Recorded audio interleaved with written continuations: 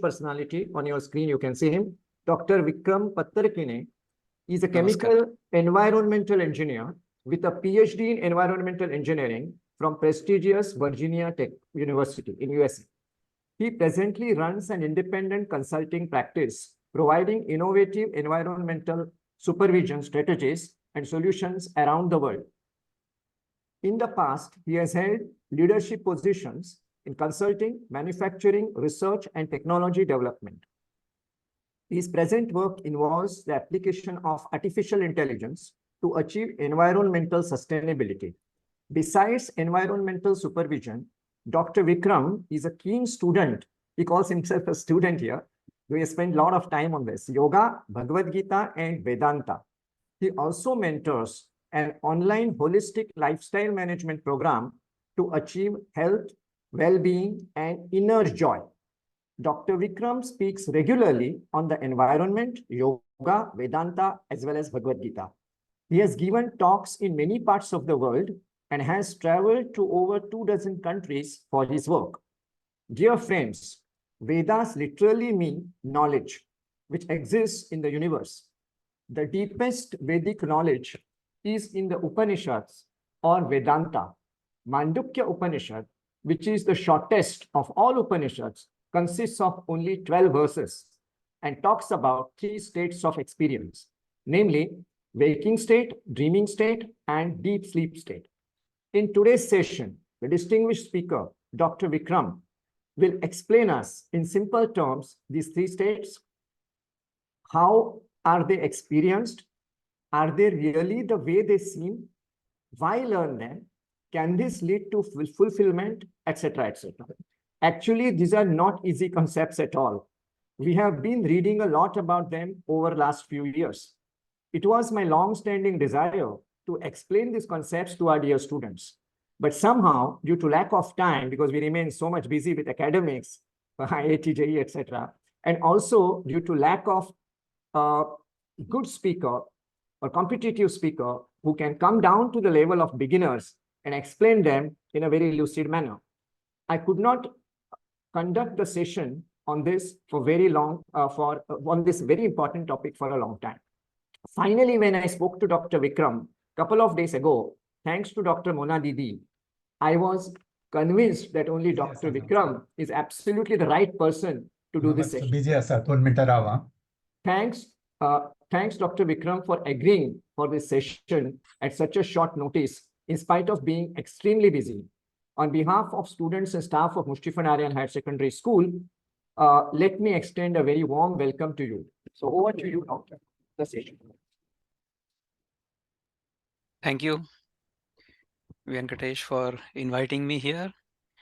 Venkatesh, as I told you earlier, also happens to be my family deity. So Venkateshaya Namaha, will pray to the Lord that he will give us the wisdom to speak only the truth and discuss only the absolute truth. You see, whenever we take up any subject, we will start with those things that we know, and then we will build upon that. So Advait, the darshan that Jagadguru Shankaracharya gave us, that starts like this.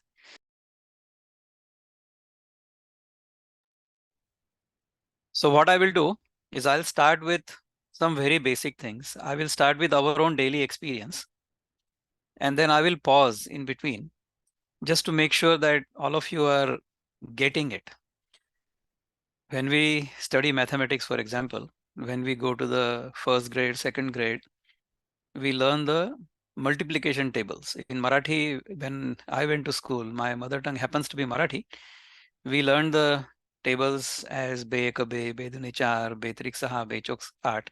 So 2 1s are 2, 2 2s are 2, 4, 2 3s are 6, and 2 4s are 8, and so on and so forth. So that was called mathematics at that time. Okay.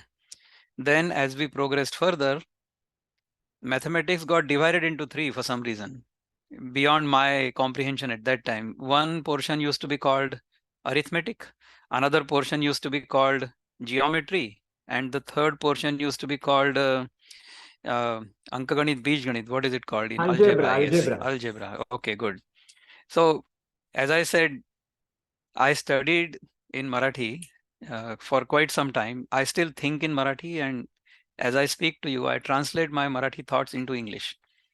So sometimes if I struggle for words, I'm so glad Venkatesh is here and other people are also here who will help me out. I went through the same thing, till 10th standard I studied in Marathi medium. So all these Correct. terms in maths were taught in Marathi. Exactly. So sometimes you may think of something, and then by the time you convey that, you have to use a certain language or a word. What is this language and a word? This language and a word is actually sound. It's only sound. So whenever we experience a sound, right now, let's just think of the experience right now. You think that I'm speaking, so therefore sound is coming out of my mouth. It is going through this microphone, through my laptop, through the wires into the satellite, and then from the satellite into Goa or wherever you are. And then from there, your device is catching it. And the device is magically converting those sound waves or electromagnetic waves or radio waves back into sound, which is emanating from your speaker, right? And that speaker is throwing that sound at your eardrum. Your eardrum is vibrating. That eardrum vibration is somehow caught by nervous signals or nerve signals into, and it is sent to our audio center. And in that audio center, something happens. I call it jokingly as chemical locha, because I happen to be a chemical engineer. Venkatesh, my brother here, also happens to be a chemical engineer. And everybody has seen, what was the movie? Munna Bhai. In that Munna Bhai movie, there is a famous quotation called chemical locha or some locha. So this chemical locha happens in our audio center. That is when we actually realize that somebody is talking to us. So this is the process. I explained to you in modern scientific terms. If you have not heard of this, just believe me that this is true. This is how it happens. Okay. So now I asked this question to Venkatesh the other day. Now you tell me, whatever you have experienced in your mind, which means that chemical locha created some impression in your mind, correct? So that impression is what you actually experienced. But then you inferred that someone from the US is talking to you. All right. So me talking to you from the US is the original, and what you have experienced in your mind is the image, mirror image. Is this true? Or what you have actually experienced in your mind is the original, because that's what you have experienced. And I talking to you from the US is its mirror image. You tell me, or you think about it for the next half a minute. And then I will try to explain to you how this whole thing works. We will go towards those 4 states of experience eventually, but I'm just going to build that whole story up based on our current experience. We don't have to go too far away. You just have to be attentive right now. So if you are attentive right now, you will be able to figure this thing out before the end of the talk. You don't have to take any notes. You just have to pay attention.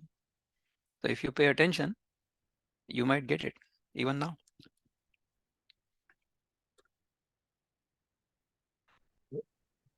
So you got about half a minute to think. Rishi, If anybody wants to volunteer to answer this question, maybe you can unmute and then answer the question. Rishi or Presha, speak. Go ahead. Excuse me, sir. Yes. Yes, sir. So I think it's the image that we see in our brains. Okay, so what you experience in your mind is the original, and whatever you see outside is the mirror image, is what you think, right? Yes, sir. Any other thoughts about this? I mean, this is okay, fine. There is no right or wrong answer. I'm just trying to figure out how you perceive it. So one other person was supposed to speak. Yeah, Vignesh? Presha. Yes, sir. I Yeah. feel the same because the way we perceive it gets reflected, and like the way we believe, we want it to believe. So Okay, good, excellent. Okay, so the vote currently is whatever we experience in our mind is the original, and whatever we see outside in the world is the mirror image. See, right now you are experiencing two such sensations. One sensation is the sensation of sound, which is in your audio center, and the other sensation is the sensation of rupa, we call it in Sanskrit, or a shape. So that shape is being perceived by your audio or vision center, not the audio center. Okay. So what are you seeing with your eyes? You are seeing on your screen, on your device, there is a shape, the shape of my face. And then within that shape, there is a color. So Rupa and Ranga. Right? In Sanskrit, it is called Rupa and Ranga. That Rupa and Ranga is creating a negative or the inverted image in your retina. Do you know that? So you're not seeing me as it is. What is happening is light is emanating from your device. It is going into your eyes, and on the retina an inverted image is formed. That image is somehow converted into electromagnetic signals, and they go into your vision center, and in the vision center there is another chemical loja happening. So currently you are experiencing two different sensations in your mind. One is the sound and the other is the shape. Correct? Now, if someone were to experience this, or someone were to join this meeting from, say, Guatemala, okay, so they understand neither English, nor Hindi, nor Marathi, and they don't know me at all, correct? So when they join this meeting, what kind of experience will they get? Guess what? They will get the exact same experience in their mind as you are getting. So they will also see the same Ranga and Rupa, and they will also hear the same Shabda, sound. Okay? What is happening in your mind right now? I will tell you. What is happening in your mind is these sounds mean English words, English sentences, and those sentences mean X is happening in your mind right now. You are actually experiencing sounds, but you are interpreting those sounds as English words, English sentences, and the thoughts that are being expressed through these English sentences. Do you understand this? It's not very difficult to understand. It's actually quite obvious. You are only experiencing sounds, but you are interpreting those sounds as English words, languages, English words, sounds, English words, English sentences, and whatever I'm thinking is hopefully reaching you. So language is only a medium. Correct? I could have told you exactly the same thing in Hindi or Marathi or Sanskrit if I were Shankaracharya, but I'm not. I'm only a student just like you. So I'm also trying to learn the thought. I'm not trying to learn the language. I know language well enough to be able to convey my thoughts to you. That is all language is useful for. Okay, so it's like from your home, you want to go to the academy, to the class. You can take a bicycle, you can walk, or you can take a car. So it's like my thoughts are either writing English or Hindi or Marathi and going to you. Correct? So language is only the vehicle on which thoughts will ride. But whatever thoughts I have in my mind, if they get recreated in your mind exactly the way I am getting them or I'm trying to convey them, that is called the truth, Satya. Okay? Everything else is only an imagination.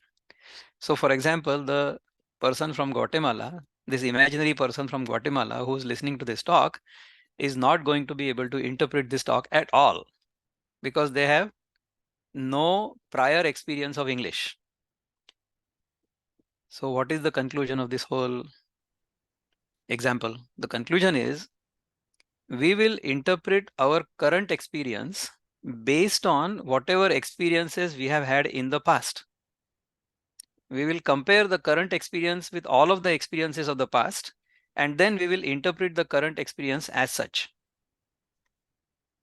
Do you understand this? So you are comparing the sounds you are hearing right now as English words and English sentences with the sentences and the words you have heard in the past.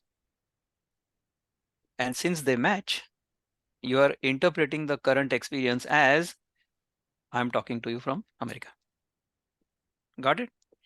So we are going to try to understand what the famous Mandukya Upanishad is trying to tell us based on such understanding. So words can convey certain meanings to you, and words will convey meanings based on the context also. So the example I like to give all the time is, say I come to your house and I say to you, I'm really hungry. Okay. Now the meaning of this sentence is, I'm hungry. Correct. You understood. No problem.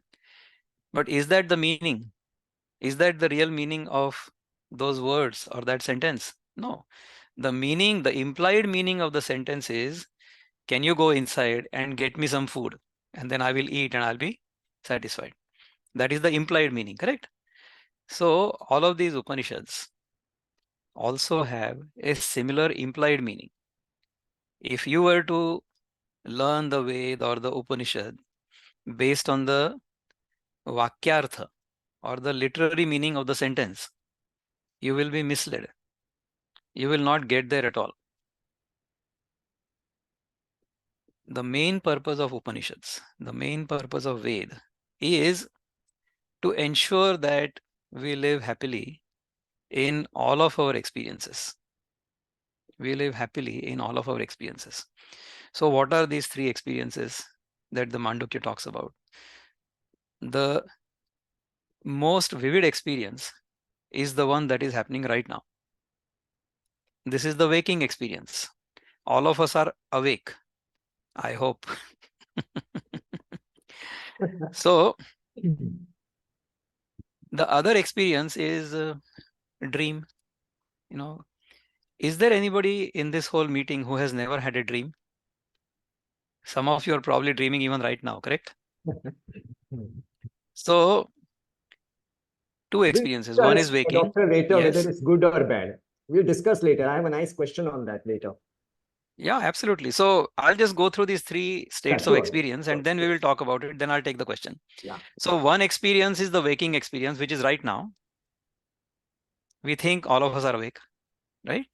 The other experience is the dream experience. So when we go to bed, before we wake up, sometimes we have a nice dream and then we don't want that dream to break, but that dream somehow breaks. And then we wake up and then we think, oh my God, I was having such a wonderful dream. Why did it break? Or actually, this happens very rarely. Dream doesn't break if it is going well. So if you are dreaming as if you are in a place, as you see in my backdrop, this backdrop is from New Zealand, by the way. Okay, I'm not in New Zealand right now.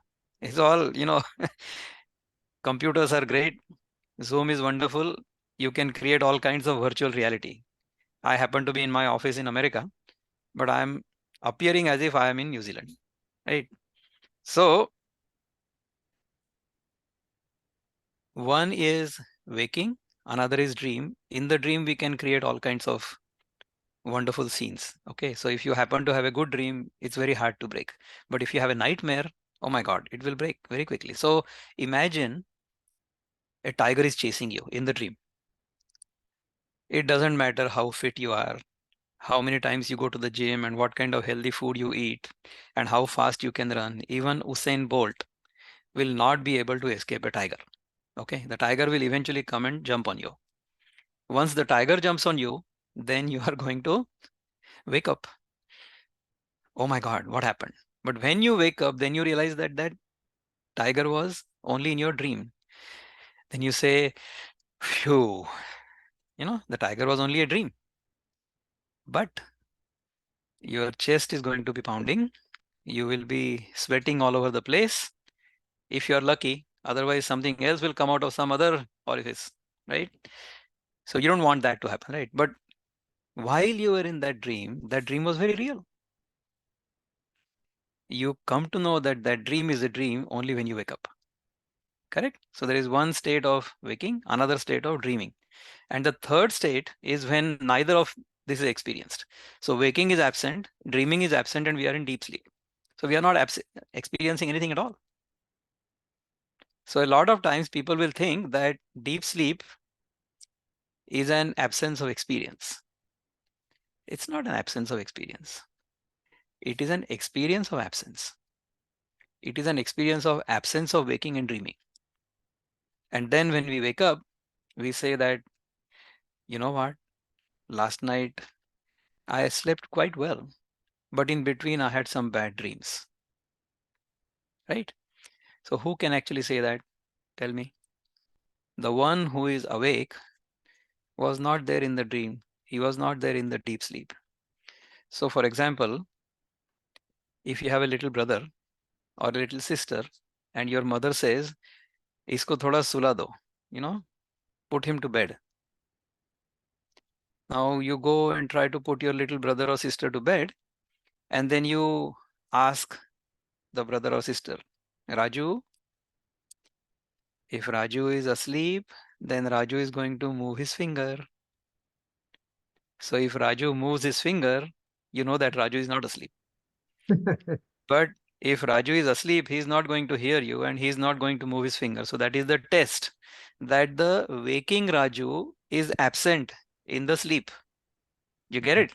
So the one who was awake or the one who is awake is not there in the sleep. So the waker cannot say that I had a good sleep. There has to be something else. That has to be experiencing the waking experience as well as the sleep experience as well as the dream experience. Only when there is a fourth entity that is experiencing all these three, we cannot really say that, I had good sleep, but then I had bad dreams. So think. I'm going to stop here and I'll ask Venkatesh to ask his question.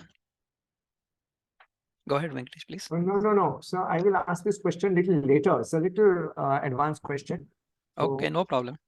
So So far everybody is with me that we get three experiences. One is the waking, one is the dreaming, one is the deep sleep. Is that clear enough? Sir, I have one question. Yes, Ramana. Vikram, Yeah, this so side. nice to see you. Yeah. So, see, why we don't get dreams every day? Sometimes only you get. What are the conditions for getting the dreams? Any conditions, or you are in state of mind, then only you get dreams. So why not every day we get dreams? Okay, good question. So when we are tired, we will fall asleep. Okay. And when we fall asleep, we go into deep sleep. We actually go into deep sleep first, usually. And then dreams happen when we are waking up. What I have experienced is if our digestion is not complete, if we have had a late dinner and our body is busy digesting the food, then it is common to have a nightmare. Nightmares happen in the first half of your night. Okay. And sweet dreams happen before you wake up, usually. All right. So what I have heard, I will tell you, and what I have observed. This is not the scientific gospel truth, okay? I'm just telling you a pattern in my experience. You can also try to observe in your experience what happens, and then you can draw your own conclusions.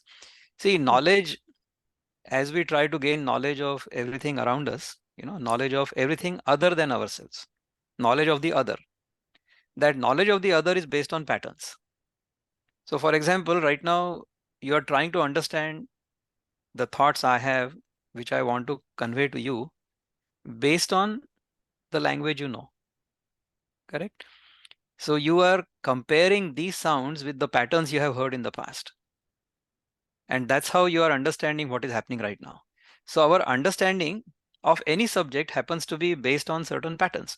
And understanding of the phenomenal world or anything we consider as apart from us is based on the law of cause and effect. or comparison, right? Yeah. So if we can figure that out, I'll tell you why it happens.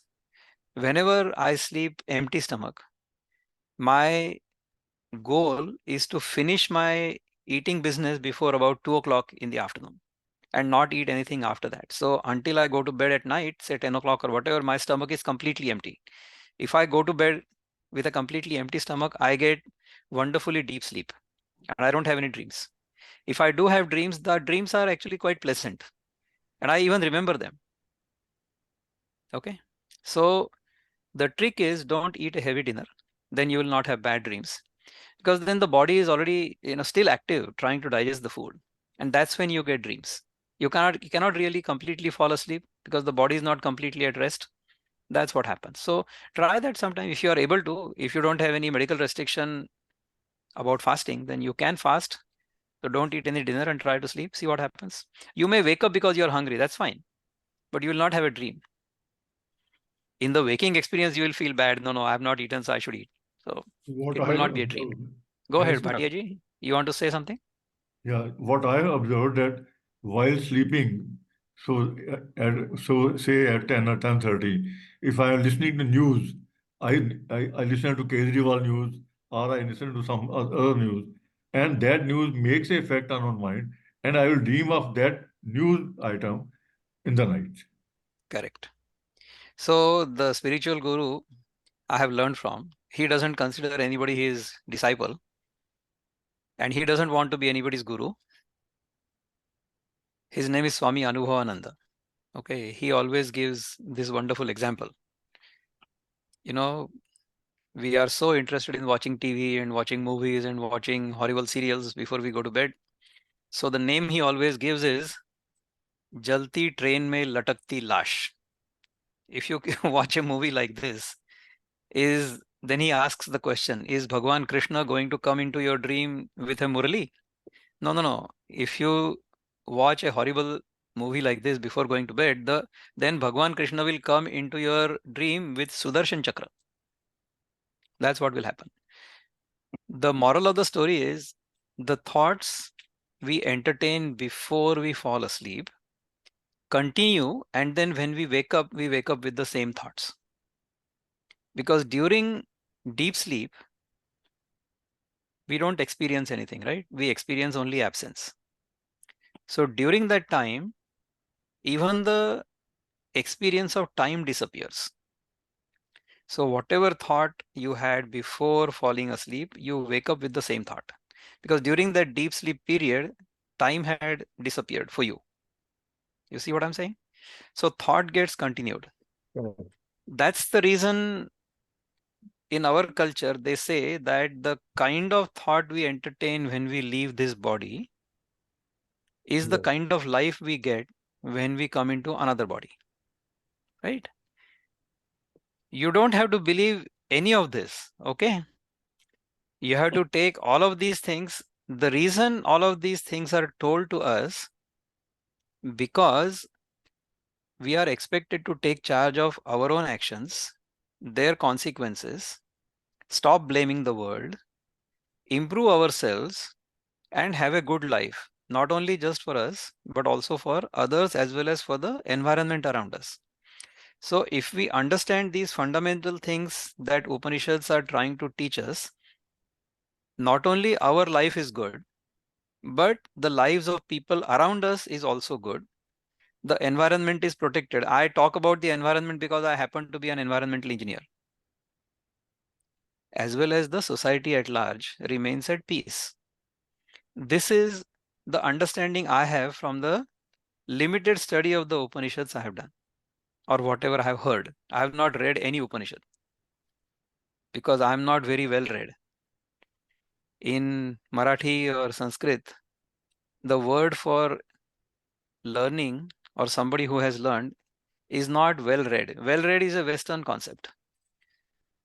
The word for our culture or in our culture is called Bahushrut. Bahushrut means somebody who has heard. Heard what and from whom?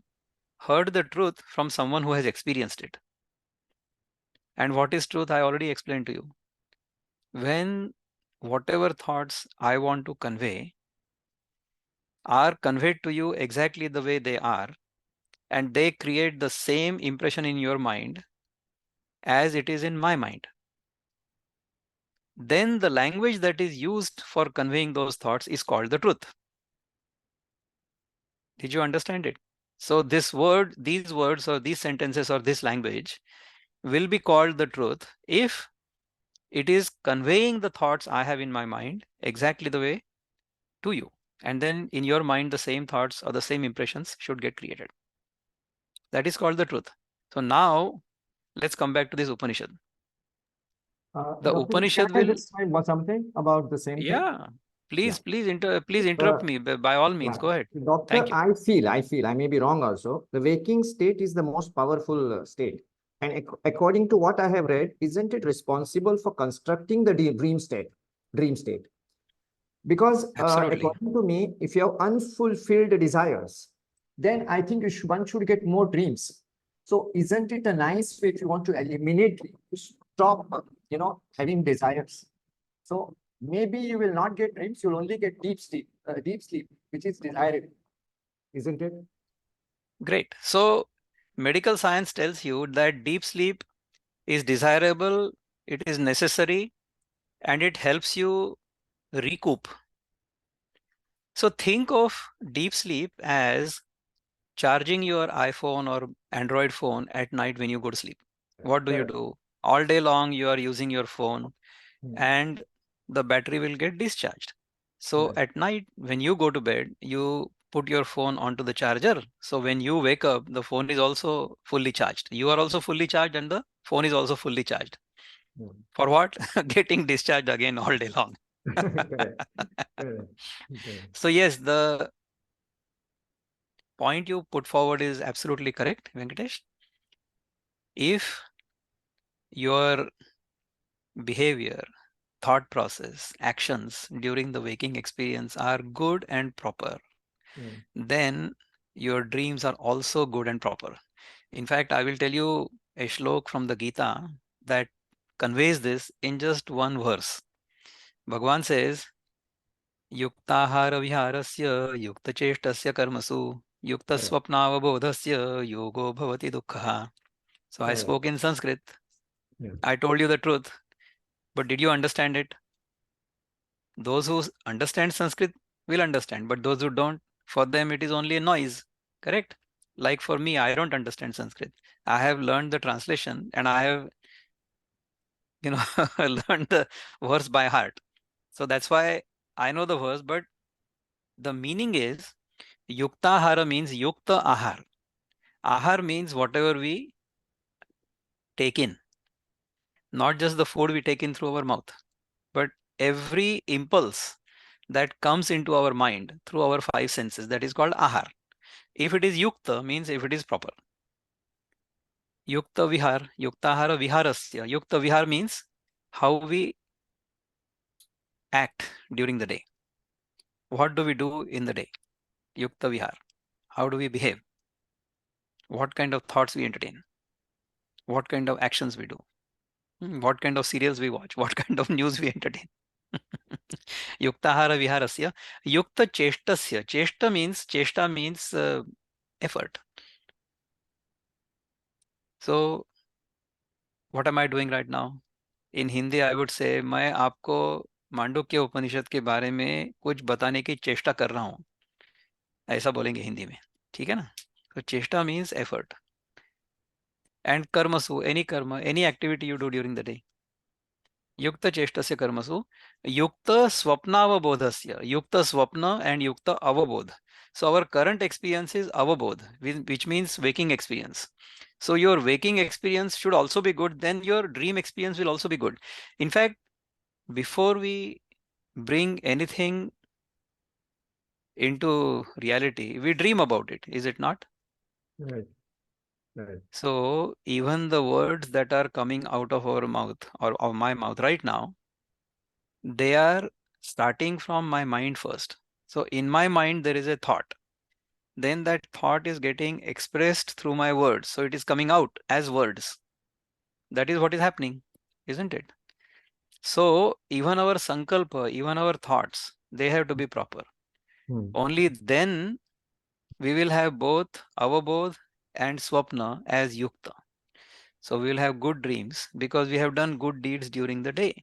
So if you are having good dreams about whatever you have learned in class, for example, so that thing will appear to you in your dreams. In fact, I will give you my own example. When I was doing my PhD at Virginia Tech, I was given a 24-hour test by one of my professors, and it was, I think it was closed book. It was not open book. But he said, you take, say, if you pick up the test from me at 9 o'clock in the morning, you go home. You're not supposed to talk to anybody. You have to do it on your own. You know, don't consult any books. And then you come back the next morning at that same time. So I picked up the test paper at about 9 o'clock in the morning one day. And then before 9 o'clock next morning, I would submit it. You will not believe the test was so tough and so hard that I sat in my office from 9 a.m. until I think about 9:30 or 10 p.m. that night. I took breaks for lunch and dinner, but I was working on that test for almost 12 to 13 hours. And then I went home. I was very satisfied. I have answered all the questions. I was confident that they were right. Then I went home. And you will not believe, I dreamt that night that one of the questions I had solved incorrectly. So I woke up in the morning, 6 o'clock. I came back to my office. I rewrote the answer to that question, which I knew was wrong. And I had dreamed about it. Okay. And then when I submitted that at 9 o'clock, and then when the papers came back or the teacher corrected those papers, he told me that, awesome. He said, Vikram, I'm so happy with this. You've done so well on this exam, beyond his expectations. So, you can imagine what kind of student I must have been. I would only dream those correct answers. In waking experience, I'm writing wrong answers. How many of you have seen the movie called The Man Who Knew Infinity? Which I've seen. You've seen that, right? So that Ramanujan, he used to Yeah. tell his professor at Oxford or whatever college he was in England, he used to say that the mother goddess comes in my dreams and she tells me all these patterns. Yes. And he was, before he went to England, he was some clerk in some shipping company in Chennai, right? Mm. So how does that happen? If we live properly during our waking experience, then our dreams are also good. The dreams are actually helpful. Do you know the story of Ramaraksha Stotra? Buddha Kaushika Rishi got this stotra or heard this stotra from Shiva during his dream. Tukaram Maharaj, one of our saints, he got Diksha from his guru during his dream. So you can Yes. have good experiences in dreams, and they can be helpful to you during your waking experience also. It's not that dreams are all bad or nightmares or whatever. No, dreams can be very good. The dreams can be very helpful. Dreams can guide you during your waking experience. But now I'm going to tell you a story about dreams and waking experience, and then you will realize what these two experiences are and how we don't really understand them, how we don't interpret them the way really are. Okay, I'll explain that to you. So you must have all heard of Raja Janak. Raja Janak was the father-in-law of Lord Ram. Okay, Ram's wife is Sita, Sita's father is Janak. So this Janak, when he was an old man, after Sita was married to Ram and all of his life's duties were over, and he was a good king, of course. So he had a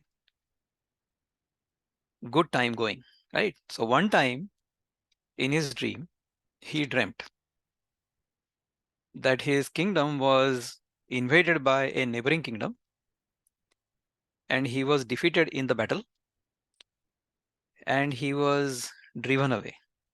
So the neighboring king who won the battle, he said, you are royal blood, so I'm not going to kill you, but yahan se dafa ho jao, disappear from my kingdom before dawn.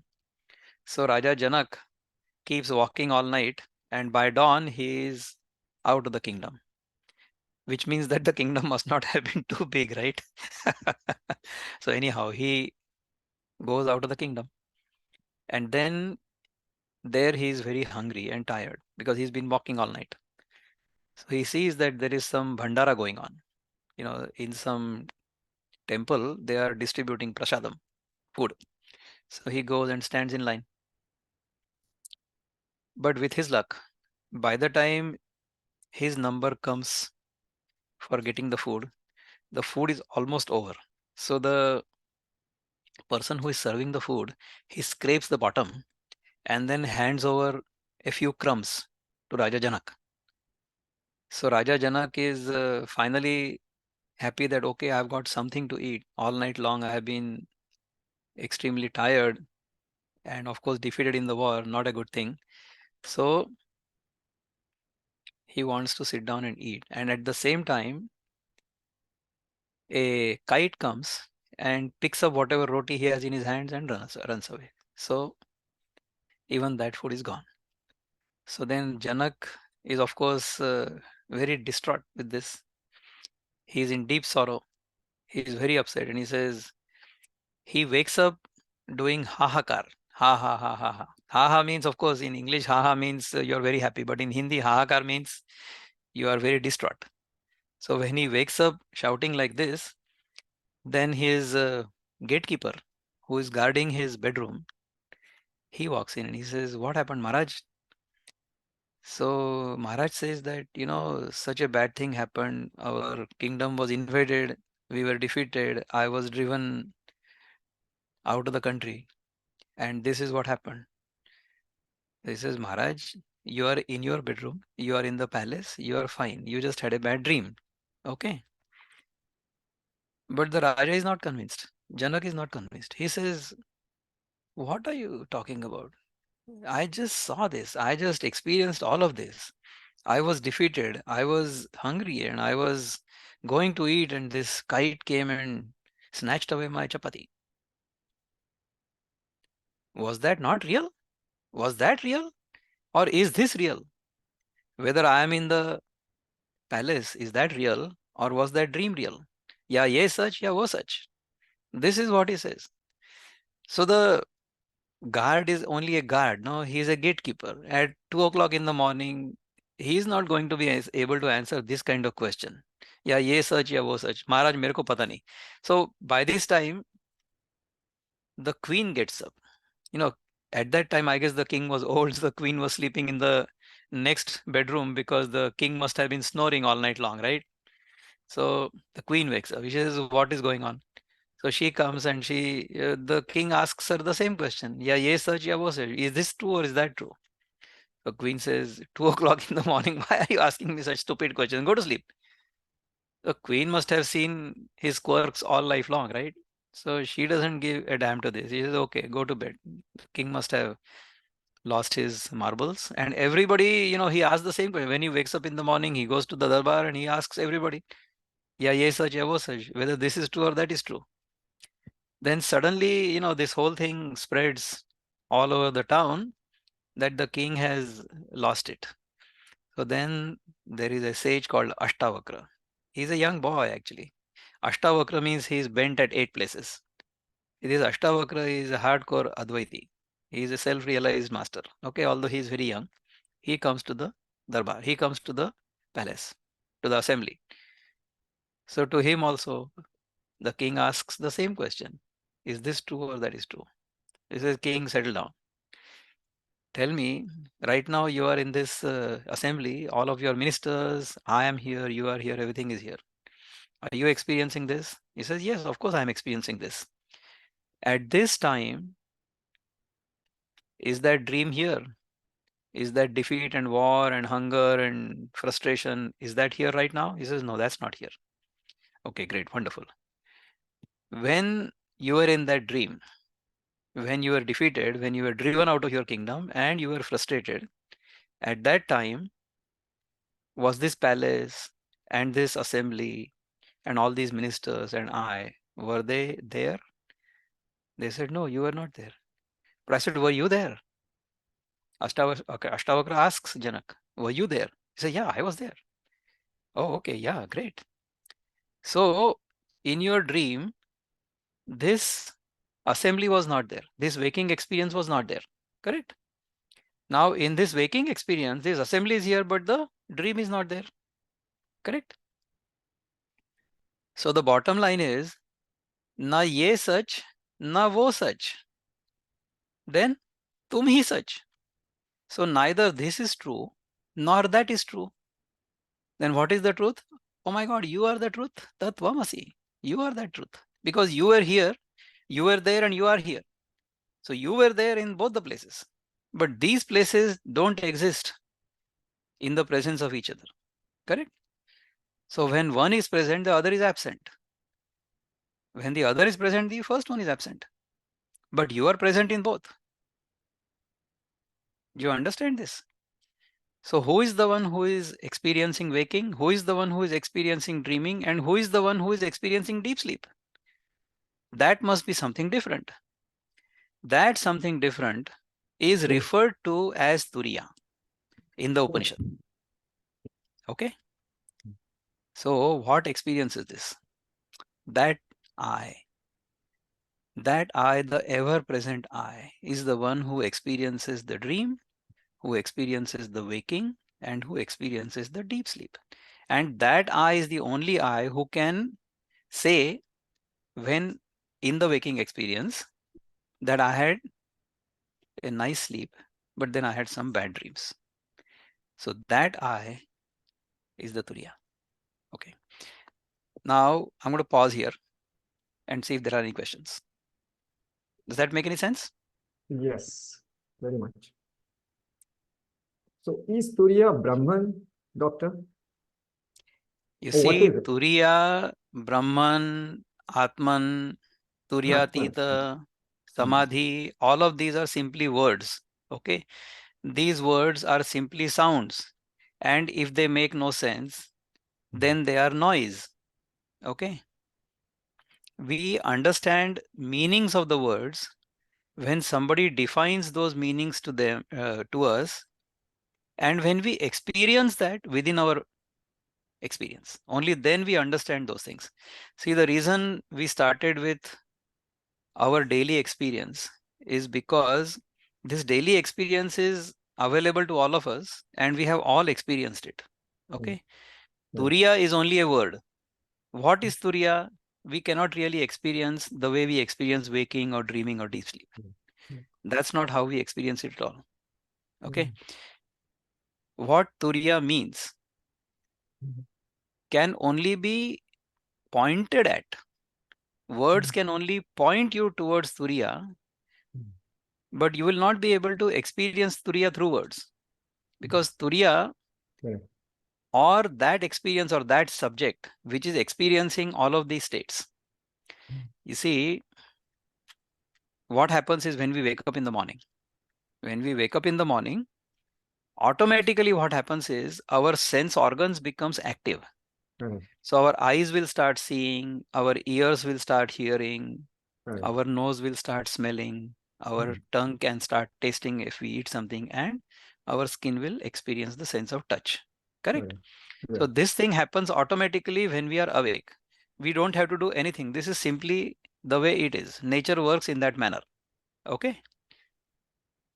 When we get sensations through these 5 sense organs, and those 5 different chemical lochas happen in our mind, then we interpret those sensations as world around us. Are you understanding this? Yes, sir. Yes. You get it? Yeah. This is simply the way it is. There is nothing you and I can do about it. I'll give you an example. So when we wake up in the morning, we look at the mirror because we want to see how our face looks like. Correct? Yes. Now, when you are standing in front of the mirror, can you do anything about the mirror image? Mirror image is going to appear. You have no choice about it because you're standing in front of the mirror. In the same manner, when you are awake or when we are awake and when our sense organs are active and our mind is absorbing or accepting the sensations that the sense organs are bringing into us, there is no way we can avoid those impressions from happening within our mind. Impressions will get created because the sense organs are open. Correct? So our mind is like a mirror. Mm. Our mind is like a mirror. Now, sages will tell us that if this mind is clear and pure and not agitated, Mm. then the image will happen the way it ought to happen. If the mind, i.e., the mirror, is neither clear nor calm nor steady, Mm. the image will be poor. Right. Correct? Yes. So, to discipline the mind or to calm the mind down, to make the mind peaceful, there is a tool. That tool is called yoga. Okay. Right. Yoga does not mean twisting the body into impossible shapes. Okay. Mm. One time, Swami Sarvapriyananda, who happens to be the chief head priest of Vivekananda, whatever Vivekananda established in New York is called Vedanta Society of New York. So this Vedanta Society of New York is run by Swami Sarvapriyananda, who is like the modern day Vivekananda. If you go and see him, you will feel as if you have met Vivekananda. I am not fortunate to have met Vivekananda because I was not born then, but I'm born now and I have had the good fortune of seeing Swami Sarvapriyananda. So for me, he is the Vivekananda. Correct? Mm. So he was giving a talk in a school in California. Okay. And he was talking about yoga. So one kid comes up and asks him, "Oh, you have yoga in India also?" That was the question. What can you say?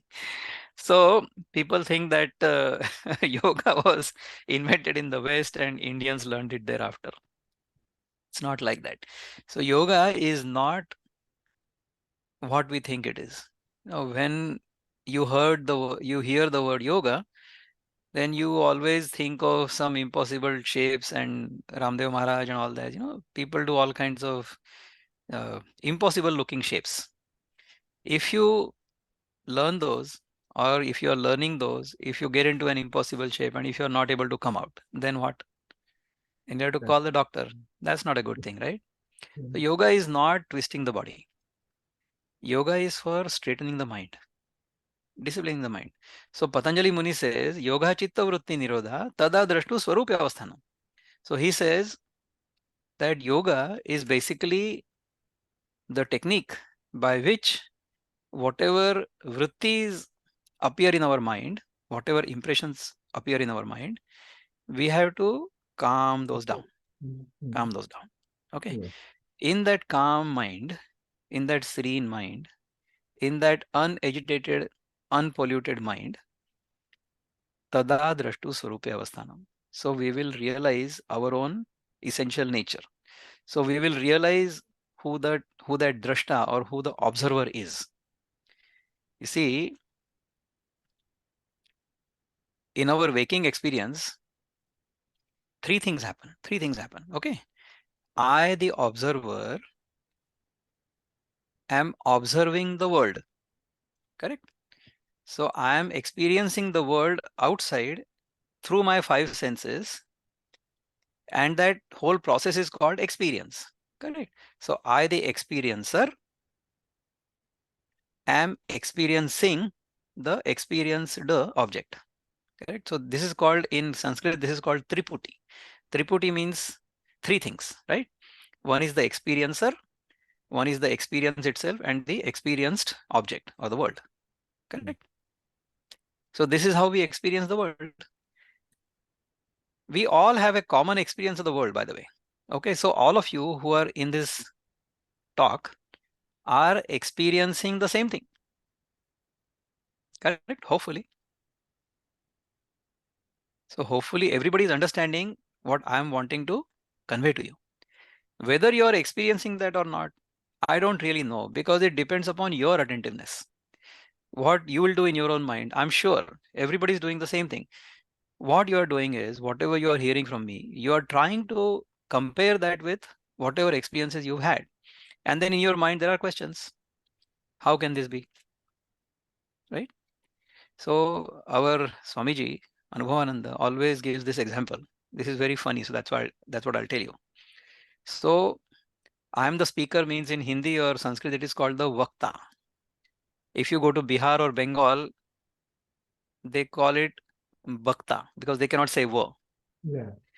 It's actually Vangadesh. Okay, Vangadesh is called Bangladesh or Bengal. So they don't say wo, they say bo. So they are never worried. Okay, they're always buried. So who is the Bhakta? Who is doing Bak? He is the Bhakta. Correct. So this experience is I am the Vakta. And what are you? You are a Shrota. Shrota means I'm listener, right? I'm the speaker and you are the listener. So the word for listener in Sanskrit is called Shrota. But that Shrota word, if you are not learned enough, then you may pronounce that word Shrota as Sota, means asleep. Or you may also pronounce it as Sarota. Sarota means in Marathi it is called Adkitta, or something you use with which you break the betel nut. That is called Sarota. So something you break it with. So are you a Sota, or are you a Sarota, or are you a Shrota? You decide. Some of you may be Sota right now. Some of you may be Sarota because they might be analyzing everything I'm telling you. Oh, this doesn't make sense. That doesn't make sense. You know, that person had told me this, but this person is telling me this. This cannot be true. So this is called a Sarota, constantly analyzing and chopping. But the one who is the real Shrota will keep all of his or her prejudices behind and listen to what is being said with full attention and will get it. You see what I'm saying?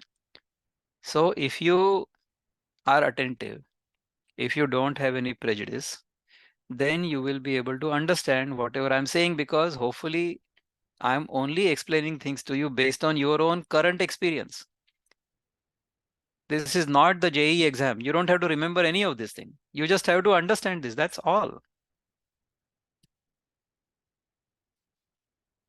I'll pause here, see if there are any questions. Students have any question?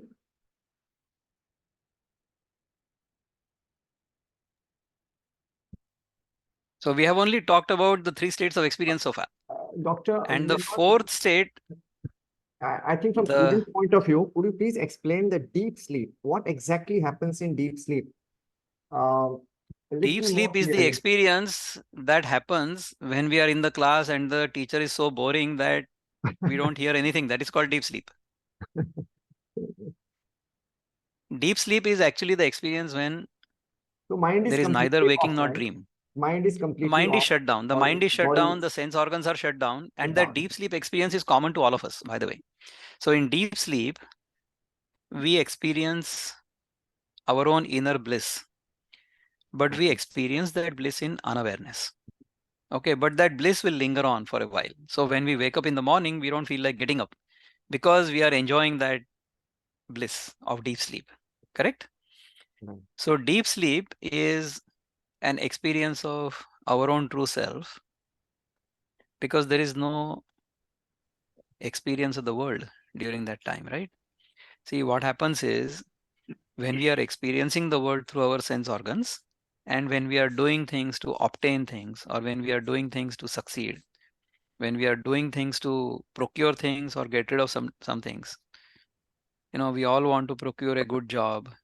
We all want to get rid of our bad neighbor, correct? So we either want to get something to become happy, or we want to get rid of something to become happy. So the first activity is called pravritti. Pravritti means to do something to get something. And then nivritti means to give up something or get rid of something. That is called nivritti. So our life's experience or our life's effort can be divided into 2 or explained as 2 things. One is pravritti and one is nivritti. So pravritti is also necessary. So right now we are students. So we want to learn whatever the teacher is telling us. We want to study very well so we can get good marks in our JEE exam so that we can go into IIT. So that is all called pravritti. But there will come a time in our life, everybody's life, when we have to give up. And if we have to give up by force, then it is called shasan. Whereas if we give up through wisdom and voluntarily, then it is called anushasan, isn't it? So I'll give you the daily example of pravritti and nivritti. Say if you're hungry, you will start eating, correct? That is pravritti, eating. But then that same process of pravritti or same process of consuming food is going to make you sick beyond a certain limit. So at that time you have to stop. So then that is called nivritti. You have to become nivritta from the process of eating, correct? So pravritti is also essential and nivritti is also essential. We have to know what we should be pravritta for, what we should be chasing, and we should also understand what we should be nivritta from. So I'll tell you an example of, say, everybody knows about Sachin Tendulkar or Virat Kohli, correct?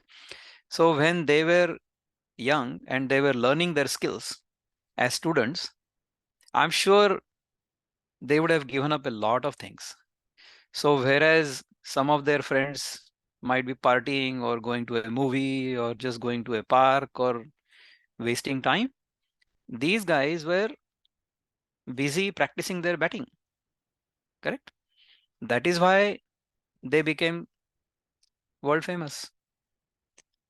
So pravritti about those things that are priority for us, and nivritti from those things that are not necessary, that are not going to help us achieve our goal, that should be our motive at this time. So when we are students, we should study sincerely. We should try to understand everything that the teacher is trying to teach us. If we don't understand something, then you stop the teacher, you ask, get clarification, make sure that you understand everything so that you're confident when exam time comes, you will be able to answer all the questions properly so that you achieve your goal. That is pravritti. Pravritti towards the things that are necessary and nivritti from the things that are going to hinder my progress towards my goal. Does that make sense? So Yes. when we do that, then we'll be happy. Why do we do pravritti? Because we want to be happy. Why do we do nivritti? We want to be happy. So I'll give you the funny example in America, right? The young man wants to get married to the young girl who is very beautiful and who he has a crush on or whatever. He gets married. Why does he get married? Because he thinks that once he gets married, then he'll be happy. But then after some time, he realizes that it was not all that rosy as I had imagined. So then he wants to get rid of that girl, divorce, correct? So why did he get married? Why was the pravritti to be happy? And why was the nivritti also to be happy? So did you get married to become unhappy? No, no, you got married because you wanted to be happy. And why did you get divorced? To get unhappy? No, no, also to become happy. So pravritti and nivritti are both done for happiness. Now, if you then want to get married to another person, I mean, there are so many examples. Second marriage. And then after being married to that second person for a while, then you start thinking, oh my God, that first one was better. Then divorce the second one and get married to the first one. This example is there. That's why I'm giving you. Okay. So there was a very famous Hollywood actress by the name Elizabeth Taylor. She got married to a famous actor, another famous actor called Richard Burton. So Richard Burton and Elizabeth Taylor got married because they were in love. Okay, pravritti. Then they got rid of each other, divorce, nivritti. Then they got married to separate people. Okay. And then they realized, no, that first one was better. So they got divorced to those two separate individuals also, and then they remarried. So Elizabeth Taylor got married to Richard Burton twice. And again she got disillusioned and they all divorced again. So this example also happens. What does this show? This only shows that whatever we think is going to make us happy cannot make us happy forever. And this happens to be true with everything in this world. Everything. Including waking, dreaming, and deep sleep. If we were happy with waking, if we all thought that waking was a great experience, then we would be awake all the time. You show me anybody who has been awake all the time. Nobody. Why do we fall asleep? Why do we want to become nivritta from waking? Because being awake after a certain period of time can be taxing. So we have to fall asleep. Show me anybody who has fallen asleep for a long time. No, they want to wake up after that. Being asleep is not a great experience either after some time. You wake up. So initially you were pravritta for sleeping and then you become nivritta from sleeping. So pravritti and nivritti happens all the time. So pravritti and nivritti will keep happening in our daily experience, and that pravritti nivritti will happen both times for remaining in a relative state of equilibrium. So the entire activity, the entire purpose of our life is to maintain a healthy equilibrium, and that healthy equilibrium is actually explained in this yuktahara viharasya yukta cheshtasya karmasu. So you should not do anything to the extreme. You should not eat to the extreme. You should not fast to the extreme. You should not work to the extreme. You should not rest to the extreme. You should not entertain yourself to the extreme. And you should not be lazy to the extreme. So you have to have a nice balance between all aspects of your life.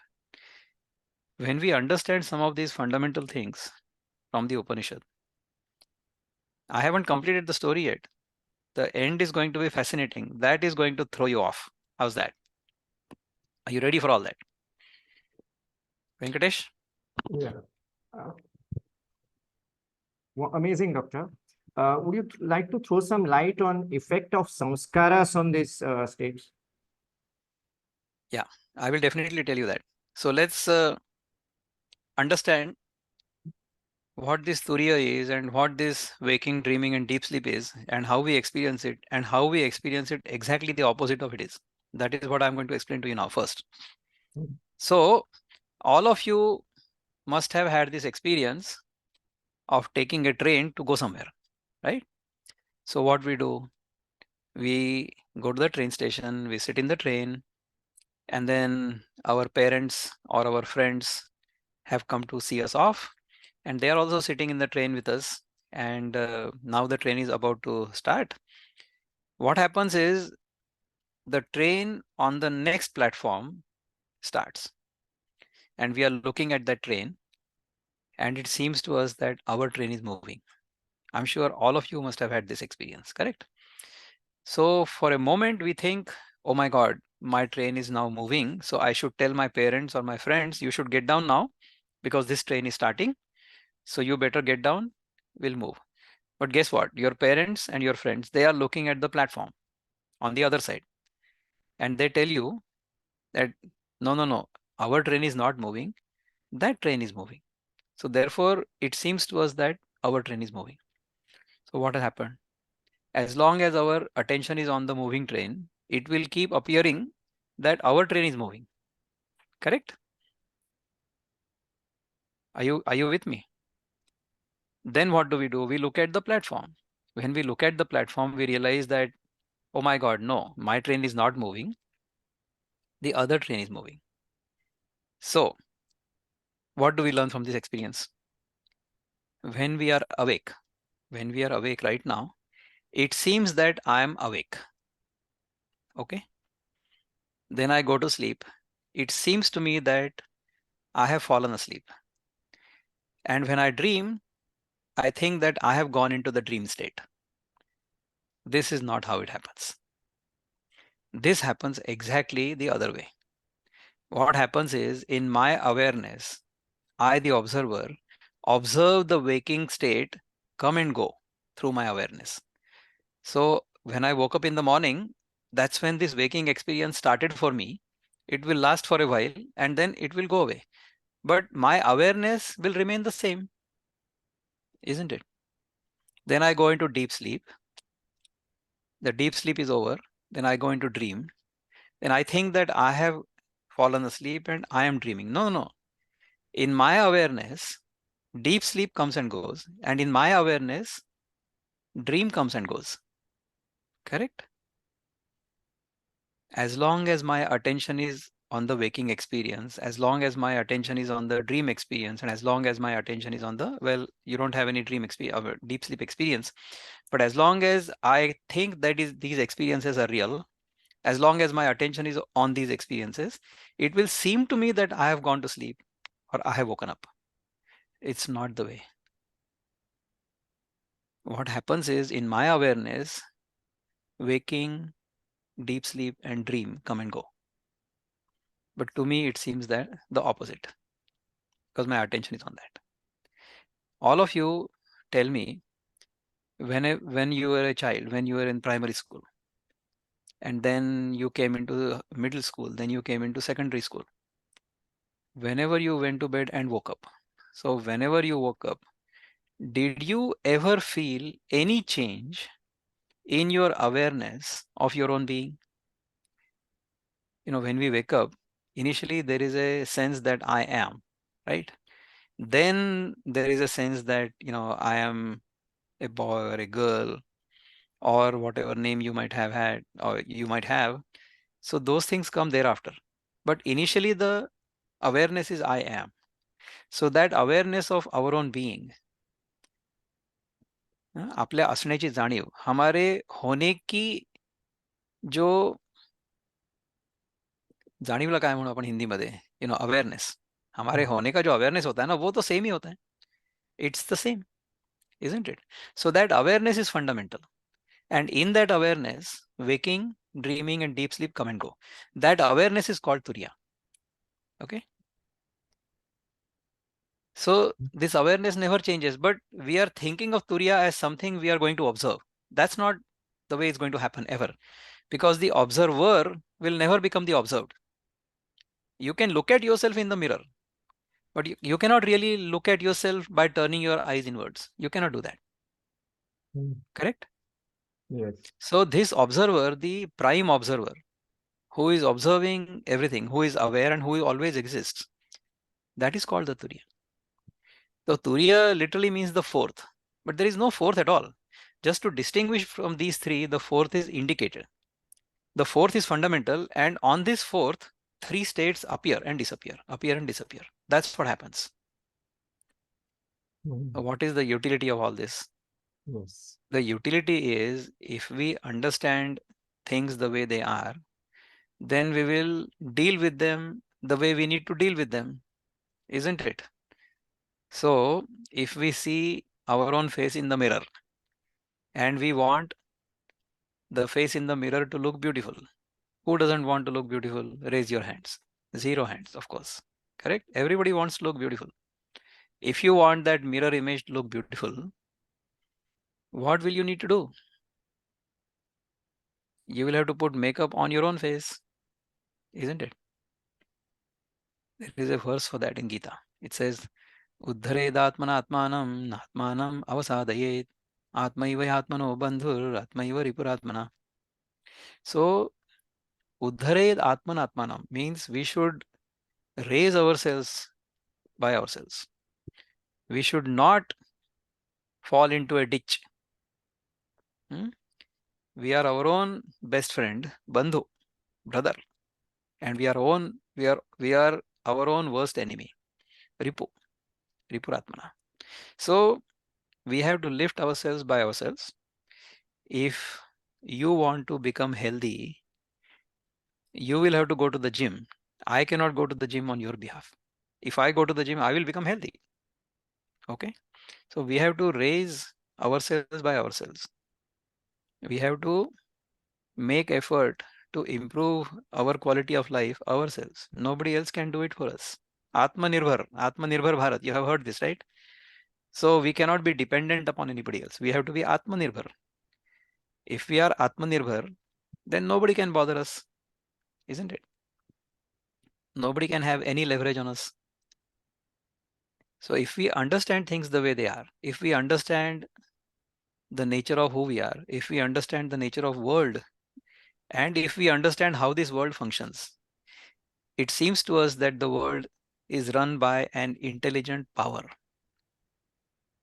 using intelligent laws. And that power we name or we define as Ishvara, God. Okay. So this is our definition. If you ask anybody, have you seen God? You will get as many answers as the people you meet, because everybody will have their own definition of God. We don't have to have the same definition of God. There is no need. Even if God appears to you right now. So for example, how many of you have seen the movie called Oh My God? Paresh Rawal and Akshay Kumar. If God were to appear at your doorstep and he will press the bell, you will open the door and you will ask him, who are you? He will say, I'm God. Acha, what is your name? S.V. Yadav. Shri Krishna Vasudev Yadav. Is it? Show me your Aadhaar card. That's what we will ask, isn't it? How will God prove to you that he is God? If he comes to you as a human being, you will ask him his Aadhaar card or some kind of ID, isn't it? So God is the invisible but all pervasive power that seems to run this phenomenal world phenomenally well, perfectly, without any imperfection. The earth has been spinning around itself, the earth has been revolving around the sun, and the sun has been revolving around something else, and the something else is revolving around something else incessantly for the last millions, billions, trillions of years. Correct? How does this happen? Who invented or who created the law of gravity? Who created all these laws? We hear Newton's laws, we hear in my field there is Henry's law and Fick's law and all those laws. These are not their laws. They just discovered those laws. There is also a law of karma, which is very hard to prove, but you have to feel it. If you do something good, then something good will happen to you. If you do yuktahara viharasya yukta cheshtasya karmasu, you will have yogo bhavati dukkha. All of your dukkha will go away. So if you live a regulated life, then sorrows will go away. But if you don't, then sorrow will happen. How will it happen? Think. So in the phenomenal world, if we understand these laws, if we adhere to those laws, if we align ourselves with those laws, then the experience of life is very good. Which means when we undertake any activity, if that activity happens to be according to dharma, dharma means something that holds us together, which means natural law, then the result will be very good. I have to come back to Venkatesh and ask him the question he wanted to ask me, and I'm going to answer this question in the next 9 minutes before the class ends. Go ahead, Venkatesh.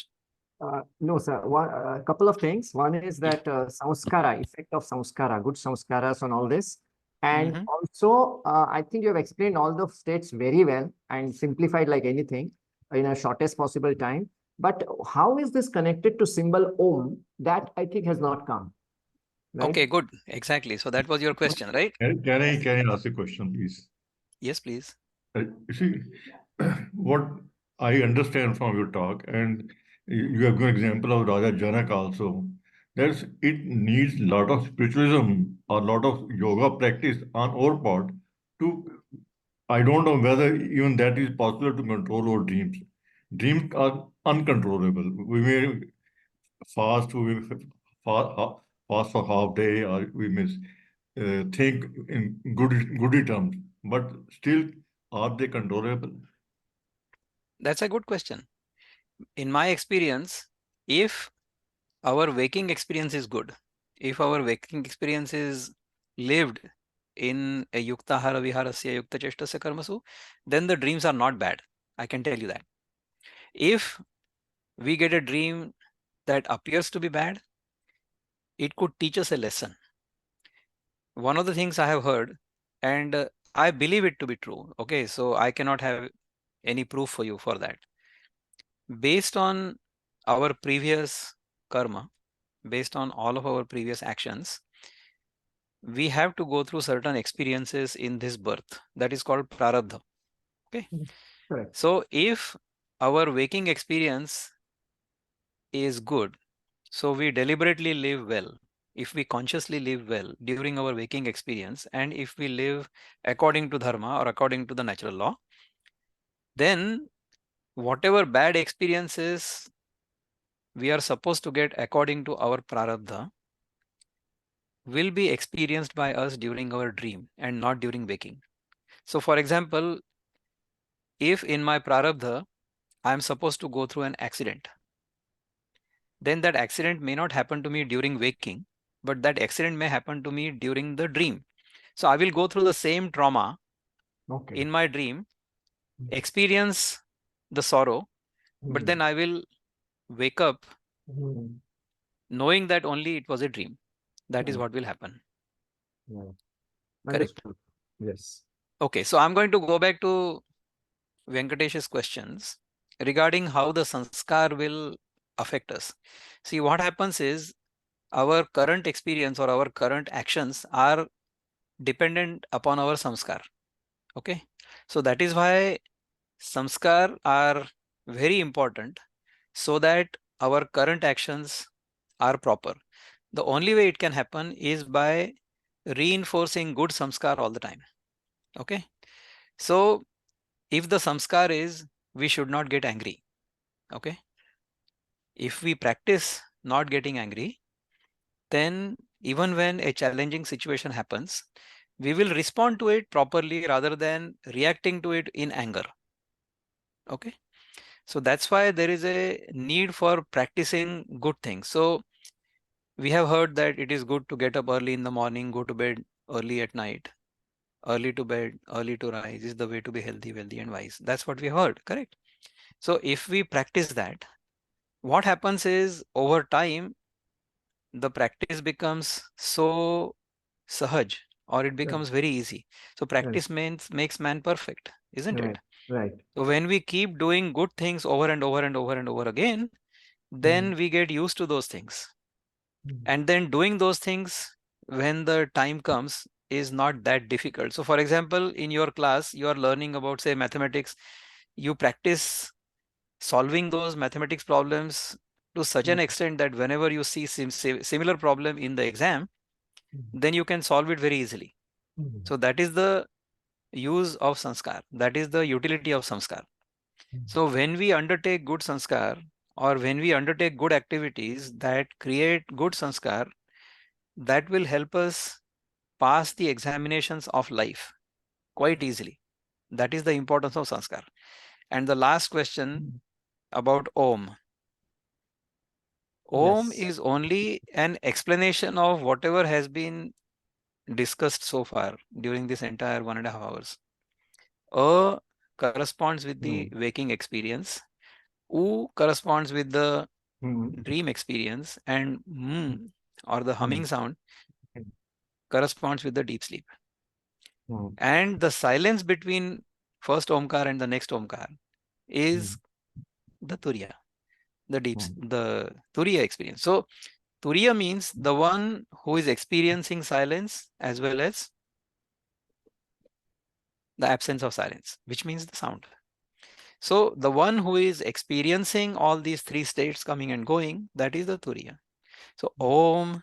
So when we chant Om, by the way, even if you chant the Om without understanding the meaning of this, that Om will calm your mind down. Okay, so if you sit silent, take a deep breath.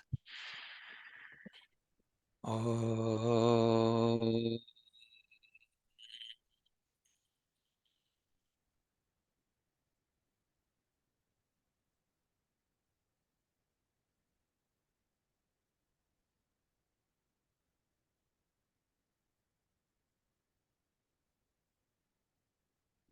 Let that humming sound extend as long as you can, and then enjoy the silence thereafter. When we do this physically, okay, when we focus on this, forget about the waking, dream, and deep sleep. You will feel good. You see, even if you don't understand the mechanism of how eating a chocolate makes you happy, you don't have to understand that this will release some dopamine or this happy hormone or whatever. You feel good, right? Even if you don't understand the mechanism, when you eat a chocolate is actually a bad example because I tell people not to eat chocolates, but say mango, or if you are in Goa, then maybe a guava or papaya or whatever fruit you like. If you eat that, then you feel great, is it not? How do you experience that ananda? because there is a tension before you consume that. Means you're hungry, and then you eat that, and that hunger is satiated, and happy hormone is secreted from within, right? So it's an inner experience. It's an inner experience. So when you remain in that experience, you don't have to know the mechanism of it, right? This is called dravya gun, dravya gun. So if you have a headache, then you eat some headache tablet and the headache goes away. You don't know how that works, but it works. This is called dravya gun. Whether you believe it or not, believe in it or not, whether you know it or not, whether you like it or not, whether you want it or not, it will happen, right? So that is called dravya gun. So even if you don't understand all this complex Mandukya Upanishad, it doesn't really matter. Just chant Om and you will feel good. Even if you do that, that's great. Right. I'm happy to stay here longer if required, Venkatesh, and answer questions No, because another 5 minutes, I think we can, we will take up some questions. But before that, there is one question from my wife. Can I just read it out? absolutely. Yeah, so it's related to Om. Now, what she says is Om is the name of the God. It is universal symbol for God as per Mandukya Upanishad. It is not only the three states, but also beyond all inclusive and exclusive. That means final conclusion is Om, which is the name, and Om is the form. So the question is, if the person wants to have God's vision, but doesn't know what to see, so can that person consider Om itself as the face or the vision of the God, vision of God? That's the question. See, in this question, there are many words, and it is assumed that we understand the meanings of all of these words. Okay. So there is an underlying assumption that Om itself is God. So we don't know what Om is, we don't know what God is. So we have to define all of these terms. Okay. And Om has a symbol, Om has a sound. And one of the questions I think you had asked me through the WhatsApp chat is, in some cases, the symbol Om is simply going to appear on your forehead. Okay. I mean, if it appears, great. If it has appeared in some people's cases, that may be fine. But Om means the symbol we are used to, or whether Om is spelled as A-U-M, so the letters A, U, and M in English, or whether the symbol Om as we are used to seeing, what is going to appear? And those who don't understand Sanskrit, or those who have never seen the symbol, and those who have Doctor, actual symbol Om, not AUM. Suppose understand, that's fine. But somebody who doesn't understand that symbol means Om, Yeah. for them that symbol is going to be just another shape, correct? So that shape has to mean something. For that, somebody has to tell you that, correct? So that is why this Upanishad means you sit near the teacher, at the feet of the teacher, and learn from the teacher. That's called Upanishad. That's what Shankaracharya defines it as.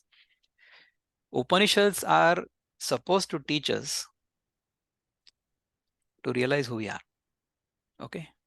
And that realization is something that comes from within. That realization is necessary, whether it comes through the chanting of Om, or whether it comes from the understanding of Upanishad, or whether it comes from the understanding of the symbol or the shape. It is immaterial. What these symbols do, what the study of Upanishads does, or what yoga does, or what this whole discourse does, is only point you in that direction. Okay, so all of these words are going to point you in the direction of who your true self is, or what your true self is. Correct? Why do we realize, or why do we want to realize who we are? I'll tell you before, in the next 3 minutes. The reason we want to realize who we are is because our essential nature is basically a combination of 3 things. Okay. And this is the innermost urge we have. These are the 3 innermost urges we have. Okay. The first urge is to exist. Nobody wants to not exist. Nobody wants to disappear. Okay. Everybody wants to exist all the time. Okay. The second urge is to know. We all want to know. We all want to know rather than not know. I would rather know than not know. Correct? So I always want to know. And the third thing, I want to exist and know infinitely. I don't want any limitation on my existence nor my knowledge. So when this existence and knowledge are infinite, that is when I am blissful. I am feeling joy or ananda. So the first urge is called sat, to be. The second urge is called to know, chit. And the third is called to be happy, infinitely happy, or ananta. So one of the Upanishads will define our own self as satyam, jnanam, anantam brahma. Another Upanishad will define you as tatvamasi, that you are. Guess what? This infinite being, infinite knowing, all knowing, and infinitely blissful. These three things are our own essential nature. That is why we always seek that. Okay? So anything and everything in this world will always want to return to its original state. So water will want to return to its origin, which happens to be the sea. So from the sea, the water will evaporate, go into the clouds, fall onto the mountain, and then it will flow back to the ocean. So water will always flow to the ocean. Anything solid will always be attracted towards the earth by gravity. Anything, fire will always be anti-gravity, right? So this is the nature of things in this world. In the same manner, our nature is to be, to know, and to be happy. Why? Because that is our essential nature. That essential nature is hidden from us because our attention is on the outside world. Okay. So when that attention is turned inwards, that's when we realize who we are. For that, there are many techniques. So yoga is one technique. Chanting Om is another technique. Learning about the scriptures, analyzing things is another technique. Or simply being surrendered to the divine. Upasana, bhakti is another technique. But all of these techniques are eventually going to land us into realizing who we are, the ultimate experience of our own true self, that Turiya. And that cannot be experienced through the senses, that cannot even be explained through words. That is something we have to experience from within. You know, you cannot really adequately explain in words any experience at all. So for example, if I like a papaya, if I write a whole essay on the papaya and send it to you, what will you understand? Nothing. All you have to do is to get a ripe papaya, peel it, cut it, eat it, and then you tell me, then I will ask you, this is what papaya feels like. Did you experience it? You say, yeah, I experienced it. Will you experience it by reading the essay? No. You have to do the whole process, eat it, then you will understand. So that's how Upanishad will guide you. My talk will also guide you.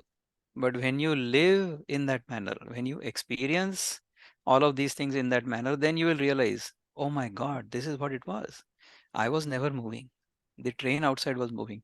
So it appeared to me that I was moving, but I never move. My essential self is always constant. It always exists. It is always aware, and it is always blissful. If I understand this, if I realize this, all sorrow will disappear. I pray and I wish all of you will live in this awareness at all times. I'll say the Shanti mantra. Doctor, Yeah. just one question. She has heard your answer. She's very happy. She just Yes. asked how to practice to be in. So what is your experience when you are in the fourth state? If you have experienced that state, is it possible to throw some light on that? Okay. So the answer to your question is I'm always in that experience, or I'm always in that state, except at times I'm not aware of it, because if I'm busy doing something, then you get involved in that. Okay. We are all in that state at all times, but our attention is not on it. Our attention is always on the phenomenal world. That is why we never understand, or when we never experience that we are in that experience. So we are always in the experience of Advaita. Okay. We are always established or based in Advaita. Okay. we are always experiencing our own awareness. In that awareness, things appear and disappear. But our attention is on those appearances, and therefore that fundamental awareness gets clouded by our attention being on those appearances. That's what happens. So whatever appears and disappears is actually based on my being. So I have to be there. Only then will I experience the dream and the deep sleep and the waking, correct? So the waking, dream and deep sleep are based on my awareness. So that my awareness is fundamental. If my attention is always on that awareness, or if that awareness is always available to me whenever I want, I should be able to get back into that awareness whenever I want. If I can be assured of that, and then undertake whatever activity I have to undertake in the world. For example, giving this talk, right? If we can do that, if we can play the role that is required at any given time, passionately, being fully involved, but knowing fully well that this is only a role I'm playing, I'm not that. Yes. That is the Correct. that is the key to life. And then to achieve that, we run an online program. How is that? So if you want to learn how to do that, by all means, send me a message and I will send you information about a 3-month program, which you have to do at home. You don't have to go anywhere. We'll train you in that. And then you can always remain in this awareness, and then you can do whatever you want to do. You can be very happy all the time. You will do everything very happily and you will do very well. And when people meet you, they will feel great. Oh, wow. How come, in spite of all this turmoil around him, how come he's so happy, joyful, serene, calm, responding properly, without getting perturbed, without getting afraid? So if you want to learn that, by all means, let me know. I'll be very happy to share with you my experience. I will not say I will teach you, you will learn. So hopefully this was a trailer. Abhi to picture baki hai mere dost. So shall we say the Shanti Mantra? Shall we conclude now? Just a minute. There is one question from our student. His name is Aryaan and Achintya Okay. Saxena. Okay. Achintya Saxena. Two questions Achintya, only. would you like Arya, to? ask your question. Okay, unmute and say whatever you want to say, Achintya. Yeah, good evening, sir. This is actually Achintya's father. Just wanted to ask one thing, sir. How can you practice, what you can practice to be in Turiya state? And about that course which you are talking, if you can share the details, would love to be a part of it. Thank you. And Sure. it was a wonderful So, talk. no problem. I'll do that. So what I will do is I'm going to send a brief, like a small note to Venkatesh, our teacher here, and he's going to circulate that to all of you.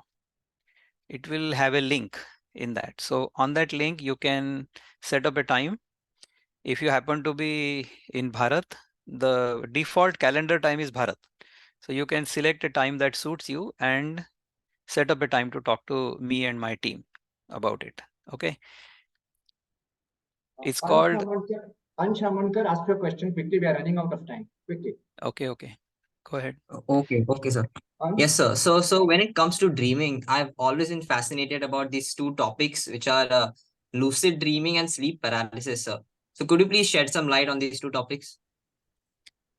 Lucid dream, the way I understand is when you wake up after the dream, you remember that dream. I will tell you my own experience about the lucid dream. One time I was dreaming something and the dream was really beautiful. But then I woke up.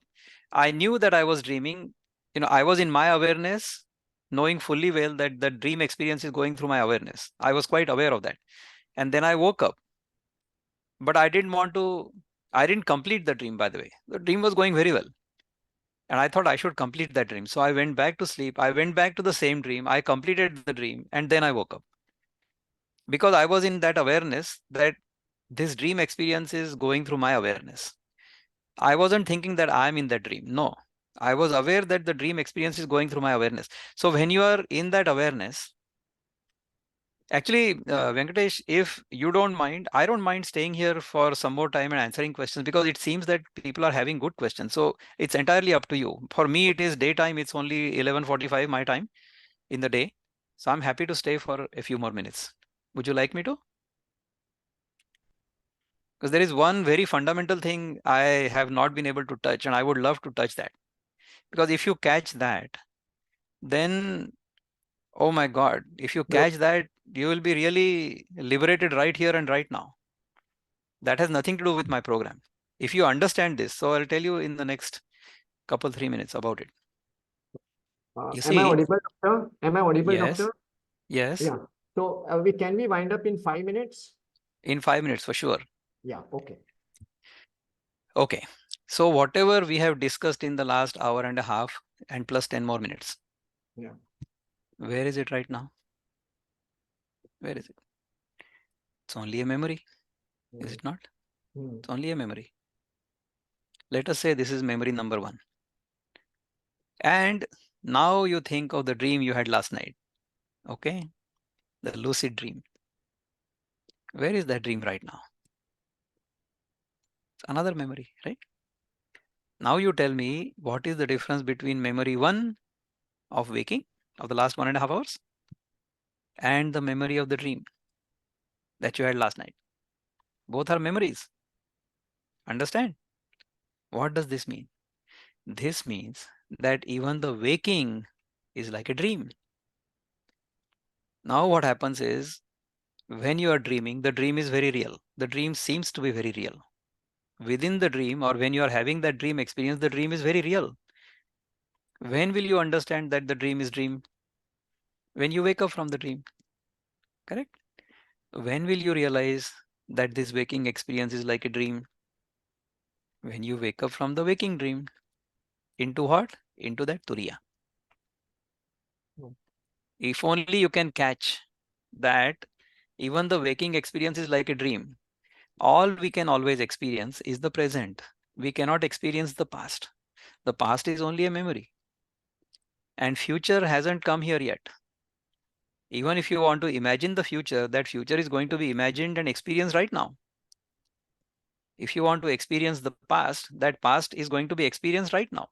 So you experience the past and the future in the present. When you realize that there is nothing but the present, and this self, this Turiya, this essential self is always in the present. If you can remain in this present moment at all times, you will realize that the waking experience is also like a dream, and you will take it only as seriously as you need to take it. So if you had a lottery ticket during your dream, you are not going to wake up and try to find the lottery ticket, because you know it was in a dream.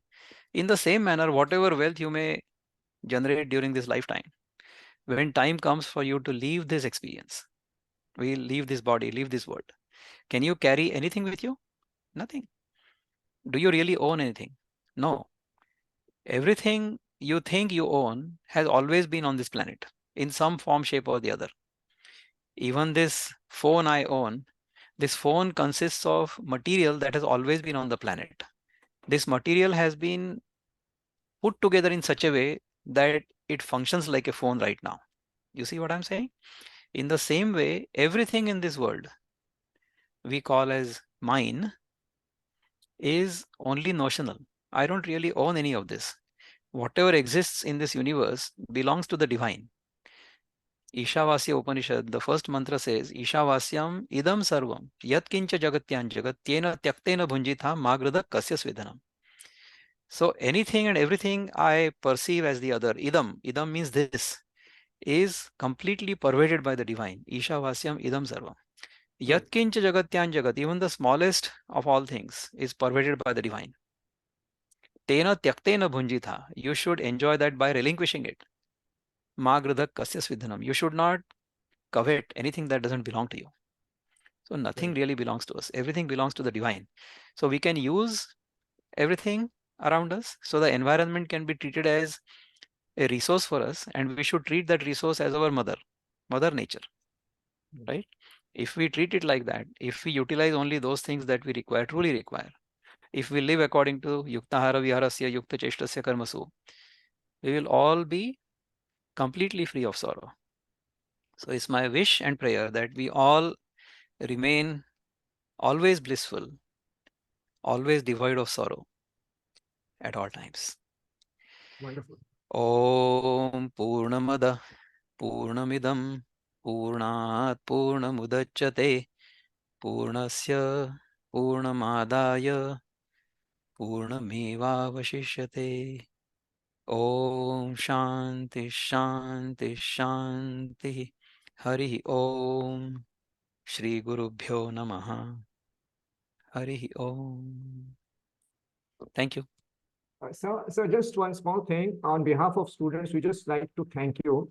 So Presha Rani will quickly summarize what she understood, what our students understood, what she understood, and Presha, do that on the behalf of Yes, Institute.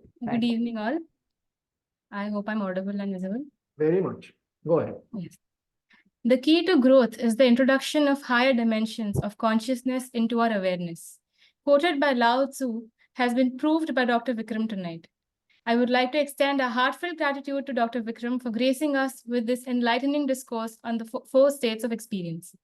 Throughout this session, Sir adeptly navigated through the intricacies of the topic, elucidating the concepts of Upanishads and our Vedic Sahitya. His erudition and passion were captivating from start to finish.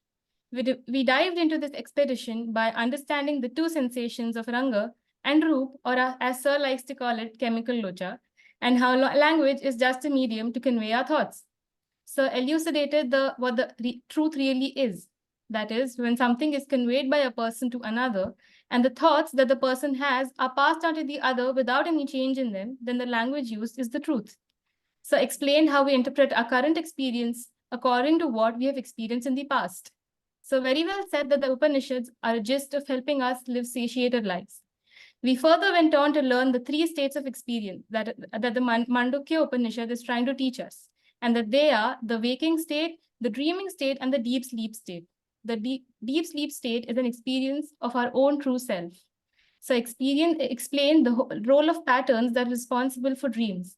So spoke about how dreams are crucial signs and how they have played important roles in the lives of not just Sir for getting a good grade on a test, but also in the lives of acclaimed personalities like Santa Tukaram Maharaj, Buddha Kaushik, and Raja Janak. The binding and the fourth state that Sir explained is the Turiya, and attention and awareness are utterly fundamental to look inwards, and this is what Turiya primarily means. So illuminated the significance of Om, and also about the intelligent force that runs the world phenomenally, who is Ishwar, and how adhering to adharma and karma can help us pursue our existence comfortably. So shed light on how yoga aims at calming, straightening, and disciplining the mind, and not just twisting the body. Yoga helps us to calm the vritti, or the impressions, to get an unpolluted mind. So explained Pravritti and Nivritti, which are both done for achieving happiness, and how it is important to maintain an equilibrium in life. Throughout this discourse, Dr. Vikram has effortlessly woven together ancient wisdom with contemporary understanding, bridging the gap between tradition and modernity. His ability to simplify complex concepts and present them in a relatable manner is truly commendable. We are truly grateful for Sir's valuable time, expertise, and generosity in sharing his wisdom with us today. His presentation has undoubtedly inspired us to delve deeper into the realms of consciousness and explore the profound implications of the four states of experience in our lives. I would also like to express our gratitude to Sir VPD for inviting such an eminent personality. As we conclude this session, let us carry forward the wisdom imparted by Dr. Vikram today, allowing it to inspire us in our quest for self-discovery and enlightenment. May Sir's insights continue to guide us on our journey of life. Thank you all. Good night. Wonderful, Presha. Wonderful. Well done. And Dr. Vikram, I'm just wondering how this topic is not introduced in the school curriculum, So it should have been done, years ago. So something like 5th standard or so. Fine. But this is the, I think, drawback in our education system. It will get fixed. Don't worry. So Right. this education system is in the process of getting revamped. So it will happen. And in any case, this is something we all have to understand. Our parents have to understand first, and also explain this to our kids in a simple language. Right. not in a simple language, but through our own behavior. So Right. if we understand all these things Yeah. well, we should be able This to is ac- internalize this. Right. This Correct. is actually the basis of holistic medicine. Yeah, Right. this is also the basis of holistic life, so that medicine will not even be required. How's that? Correct. Correct. Wonderful. Wonderful. Thank you, Akka. Yeah. Thank you, everybody. Good night. Take care. Good night. Bye-bye. Good Okay. night.